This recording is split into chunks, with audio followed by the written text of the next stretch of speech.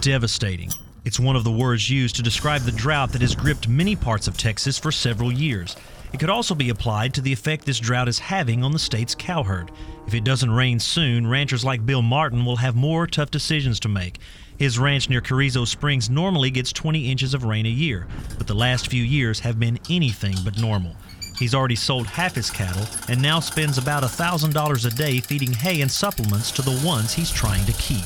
There's 6,500 acres. Under normal conditions, you can run one day over 20, which would be a little over 300 head, but since we've been in a drought, I've reduced to 200 cows, and that's still too many.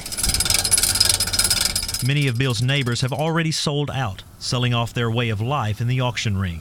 The good news is prices are high since demand for beef hasn't declined, but high prices cuts both ways. When you have to sell out, you're going to get quite a bit of money, but when it comes time to restock, it's going to cost you even more. The decision to leave ranching behind, especially in the nation's largest cattle state, is not just an economic one, it's emotional. The land, the stock, the lifestyle, it's part of a rancher's DNA. The last thing they want to see is generations of hard work sold to the highest bidder. I've worked for years and years to get the herd in the shape I wanted in, and then drought situations, it just blows you out of the water and you're back to zero again. The situation in Dimmitt County is echoed in other areas of the state hit hard by the drought. Central and East Texas are faring better than the rest, but virtually the whole state is dry. South and West Texas, along with the Panhandle, need rain the most. Cattle ranchers, first and foremost, they're grass farmers. So without water, we're not going to be growing much grass, and without grass, we're not able to graze cattle. Those like Bill who are holding on are looking at all options. Everyone has cold, but ranchers are also managing the forage they have left more closely. More hay is stored than ever before, protecting it from the elements. Some have even sent cattle out of state where there's more grass. Bill is rotating his remaining cows between 7 of his 8 pastures every month, hoping the grass growth will stay ahead of the herd. He's also built a concrete stock tank at the intersection of these pastures, fed with well water. In some ways, the drought may help make better ranchers.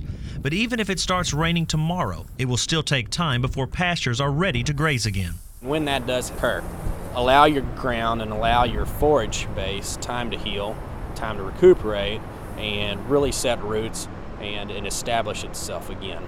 The effect of the dry conditions reach far beyond the cattle guard. People still want beef, but there aren't as many cows, so supply and demand says a calf is worth more than she was a few years ago, all the way from the sale barn to the meat counter. Until we can get cow numbers back up to the place that they were 5 years ago, we're going to have slightly higher beef prices. Texas cattle numbers are the lowest they've been since the late 60s, and ranchers are bracing for an uncertain future, struggling to survive and praying for rain. It doesn't make a difference what you do in a drought that's wrong. If you sell out, then when it comes time to restock, it's going to be difficult to do. If you stay here and feed them, eventually you've put more into them than they're worth. So there's no right answer to anything. For TFB News, Ed Wolff, Carrizo Springs.